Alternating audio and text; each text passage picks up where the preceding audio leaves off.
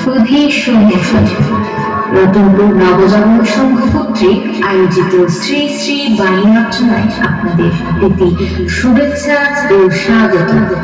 সাফল্যে 16 বছর পদার্পণে আমাদের এবারের উপস্থাপনা ভুবনজোড়া মায়ের আঁচল।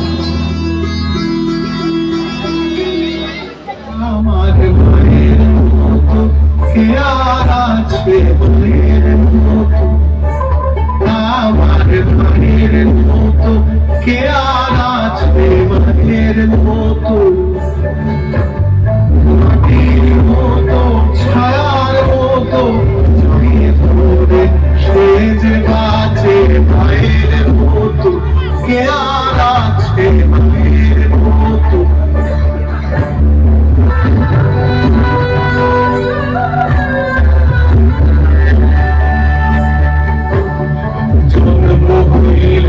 তোমার কোলে মাগো প্রথম কথার বল, হারাশাখা তুই যে শাখা, এই ভুবন জোড়া মায়ের আঁচল। মা, মা, আমার শুনছো? এতদিনের অপেক্ষা আজ শেষ হলো। আমার বিদেশ যাওয়ার সকল ব্যবস্থা হয়ে গেছে মা। আগামী বুধবার আমার ফ্লাইট। সত্যি সত্যি বলছিস বাবা? হ্যাঁ মা, সত্যি। আমাদের কষ্টের দিন এখন শেষ হবে।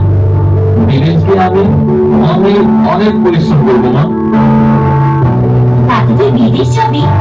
বিদেশ থেকে আমার জন্য কি পাঠাবি বল? আমার সব কিছু তো তোর জন্য। তোর যা যা লাগবে আমাকে বলিস, আমি সব পাঠাবো তোকে।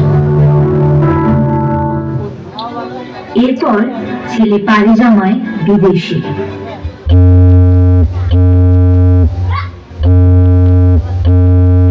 হ্যালো হ্যালো বোন, আমি ঠিক মতো এসে পৌঁছেছি।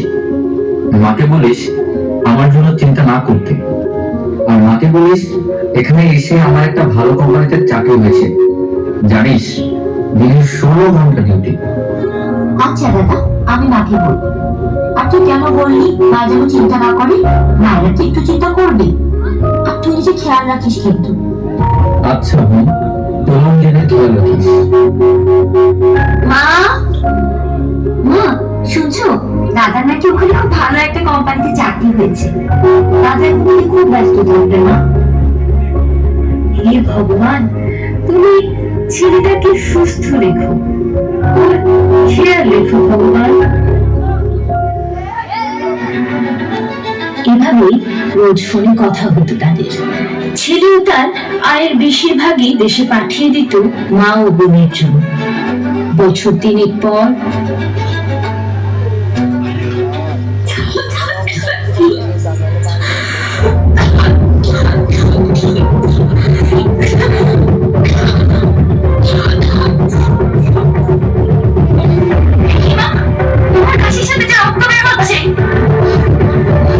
কত করে বললাম ডাক্তারের কাছে চলো, তুমি গেলে না। তাদের সঙ্গে কিছু বলতে বারণ করলে। কিছু হয়ে পারবি একটু লেগেছে আমার, ঠিক হয়ে যাবে।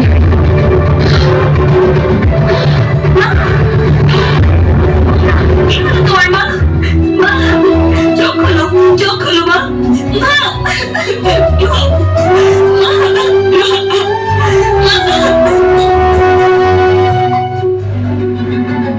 বোন অসংখ্যবার ফোন করলো তার দাদাকে, কিন্তু কিছুতেই ফোন ধরে না দাদা। ঘন্টা 5 পর দাদা বোনের কাছে ফোন দেয়।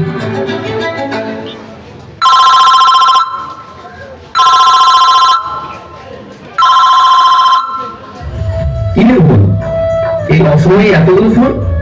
আমি কাজে ছিলাম, সেগুলো ধরতে পারিনি। সব ঠিক আছে তো? কি হয়েছে? কাঁদছিস কেন তুই? কি হয়েছে? মা, কি হয়েছে মায়ের? তুই কাঁদছিস?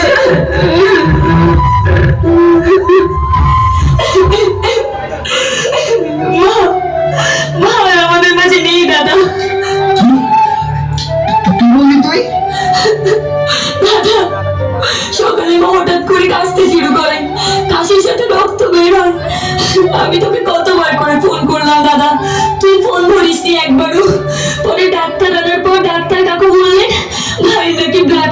ধরা পড়েছিল তাও 4 মাস আগে। আমাদেরকে মা কিচ্ছু বুঝতে দেয়নি দাদা। ভাই ফোনস্টেপ চলছিল, কিন্তু মা আমাদেরকে জানায়নি দাদা। মাকে আমি কত করে বললাম ডাক্তার দেখানোর কথা, ওষুধ খাওয়ার কথা, মা আমার একটা কথাও শোনেনি দাদা। তুই প্রতি মাসে ওষুধ আর কেনার জন্য যে টাকাগুলো পাঠাতি, মা সেই টাকাগুলো জমিয়ে রাখতো তোমার আমার ভবিষ্যতের কথা চিন্তা করে। দাদা কি করলে তুমি মা? কেন করলে? কেন তুমি আমাদের কথা চিন্তা করতে গিয়ে নিজের এত বড় ক্ষতি করলে? তুমি তো আমাদের পুরো পৃথিবী ছিল না। তোমাকে ছাড়া কিভাবে থাকবো না? কেন আমাদের অনাথ করে দিয়ে চলে গেলে? আমি কেমন অবাগা দেখো, তোমার অদৃষ্টিক্রিয়াতেও থাকতে পারবো না। পৃথিবীর সবচেয়ে নিরাপদ আশ্রয় মায়ের বচনের নিচে। অতীত থাকুক মা ও সন্তানের এই আত্মিক বন্ধন। বেঁচে থাকুক পৃথিবীর সকল মাতা পিতা জীবন ধরে। ভগবানের কাছে আমরা এই প্রার্থনা করি। আমরা সবাই মাকে বরণ করিনি, দোকান হলো তুমি সবকিছু দিয়ে।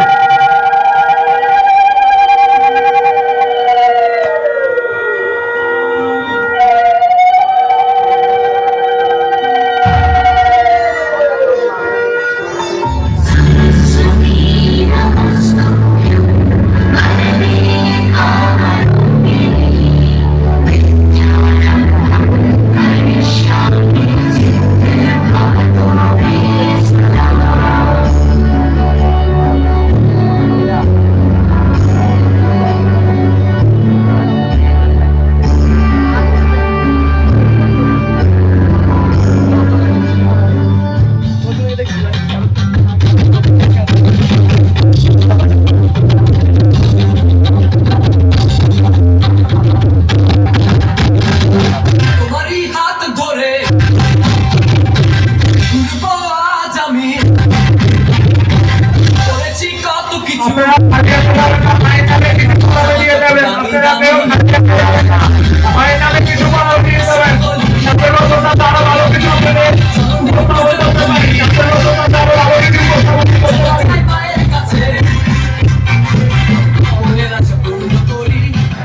আপনারা কেউ